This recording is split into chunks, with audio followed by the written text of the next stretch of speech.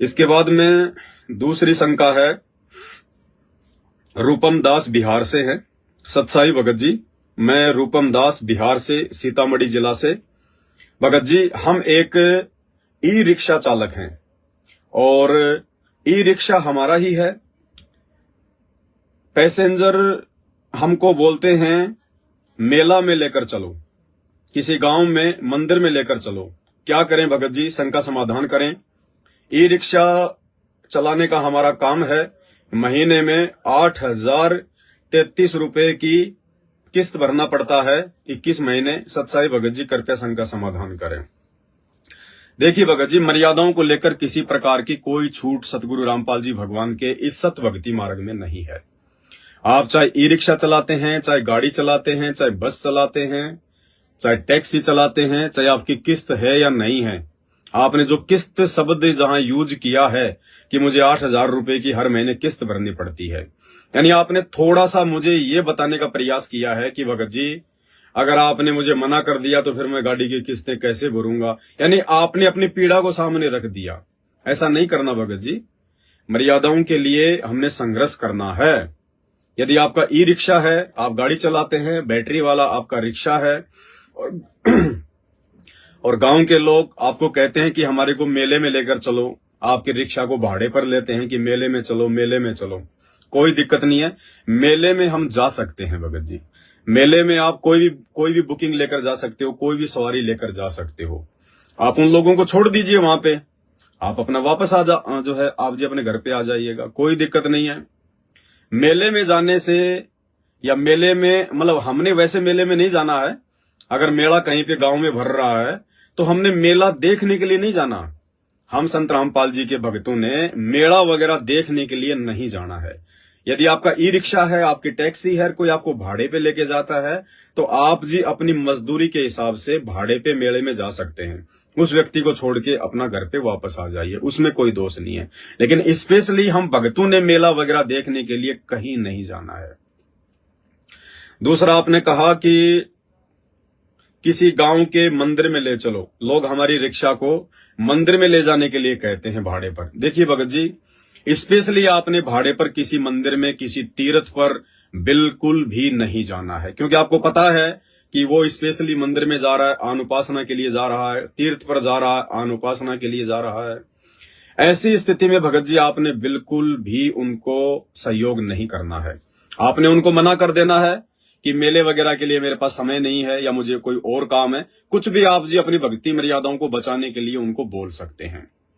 हाँ, यदि आप जी अपनी रिक्शा चालक हैं, आप रिक्शा जो है आप चला रहे हैं, आपका काम है पैसेंजर को लेके जाना, वापस लेके आना, जो भी आपका रूट है, उस रूट पर यदि कोई मंदिर बीच में पड़ता है और आपको सवारी मिलती है और कहती है कि हमारे को मेले में जाना है या हमारे को जो है उस मंदिर में जाना है, तो कोई दिक्कत नहीं है भगत जी, क्योंकि आपका तो रूट है, उस रूट पे वो मंदिर पड़ रहा है, तो उसमें आपकी कोई जो है दिक्कत नहीं है। आप सवारी को उस मंदिर पे छोड़िए, वापस आएंगे आप उसी रूट से, उस मंदिर पे जो कि वो स्टैंड है, वहां से कोई सवारी अगर बैठती है तो सवारी को बिठाइएगा, सवारी को उसके घर छोड़िएगा, कोई दिक्कत नहीं है। स्पेशली अगर कोई मेले के लिए आपको अगर कोई बुकिंग करके लेके जाना चाहता है तो हमने नहीं जाना है। बाकी आपके टैक्सी के, आपकी गाड़ी के, आपके ई रिक्शा के रूट में अगर कोई मंदिर पड़ता है, कोई मस्जिद पड़ती है, कोई धार्मिक कोई जगह पड़ती है, कोई तीर्थ स्थान पड़ता है, और आपका तो काम है रोजाना पैसेंजर को लाना और लेके जाना, अब चाहे वो मंदिर में जाए चाहे भाड़ में जाए, उससे हमें कोई दिक्कत नहीं है। स्पेशली कोई कहे कि भाई साहब भारत माता मंदिर में चलना है, गणेश जी के मंदिर में चलना है, क्या लोगे, तो आपने उनको मना कर देना कि भाई टाइम नहीं है, कोई और रिक्शा देख लो। तो हमने इस प्रकार से भगत जी बचना है। और किस्त भगत जी देखो, परमात्मा पे विश्वास करना पड़ेगा। मर्यादा तोड़ के आप किस्त भी भर दोगे तो भी क्या फायदा। भले ही मर्यादा तोड़ के आप जी अपनी किस्त भी भर लोगे, लेकिन परमात्मा तो नाराज हो गया। अरे वो किस्त भरना जरूरी है या परमात्मा को जो है खुश रखना ज्यादा जरूरी है। और ये किस्तें भी परमात्मा के आशीर्वाद से भरी जाएंगी भगत जी। अगर मर्यादा में रहोगे, थोड़ा सा विश्वास करोगे, भगवान पे दृढ़ रहोगे, अपने आत्म कल्याण के प्रति थोड़ा चिंतित रहोगे, तो किस्तें निकलवाना परमात्मा का काम है। कौन सी बड़ी बात है, आप उसके भगत हो, उसकी शरण में हो। ये सृष्टि का सर्वशक्तिमान अल्लाह है, परमात्मा है, खुदा है, ये कुछ भी कर सकता है। सतगुरु जो चाहे सो कर ही भरम पड़ो मत कोई, से उधड़ पर शीश चढ़ाया पाछे करी रसोई। तो आपने भगत जी थोड़ा विश्वास रखना है अपने गुरुदेव भगवान पर। अगर विश्वास रखोगे, मर्यादा में रहोगे, तो परमात्मा खुद आपका कस्टमर बन के आ जाएगा, खुद ये सवारी बन के आ जाएगा। ये आपको इतना भाड़ा दे देगा कि भाई साहब वहां चलना है, मैं आपको इतना भाड़ा दूंगा। आपका 2 दिन में आपकी महीने भर की जो किस्त है वो निकाल देगा परमात्मा। लेकिन विश्वास करना पड़ेगा।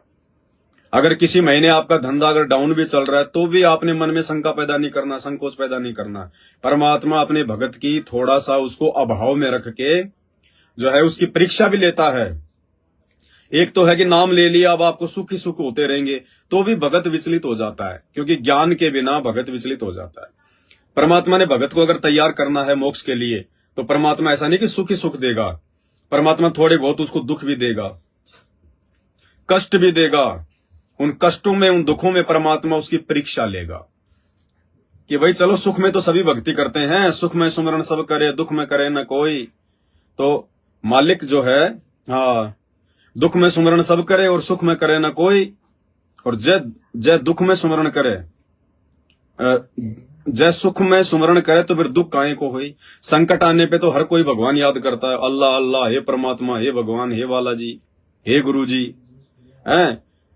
दुख में तो हर कोई रोता है, लेकिन भगवान कहते हैं अगर कोई सुख में, अगर कोई अच्छे दिनों में अगर भगवान को याद कर ले तो उसके ऊपर भगवान दुख आने नहीं देगा। लेकिन सुख में किसी को भगवान याद नहीं आता। सुख में तो उसको बकवाद याद आती है, घूमना फिरना उसको याद आता है। तो भगत जी ये परमात्मा है, अंतर्यामी है, इनको पल पल की खबर है भगत को किस चीज की आवश्यकता है। हमने केवल इनकी प्रत्येक मर्यादाओं में रहकर इनको खुश करना पड़ेगा, बाकी काम लेट सेट परमात्मा हमारा संभाल लेंगे। इतना विश्वास हमें होना चाहिए।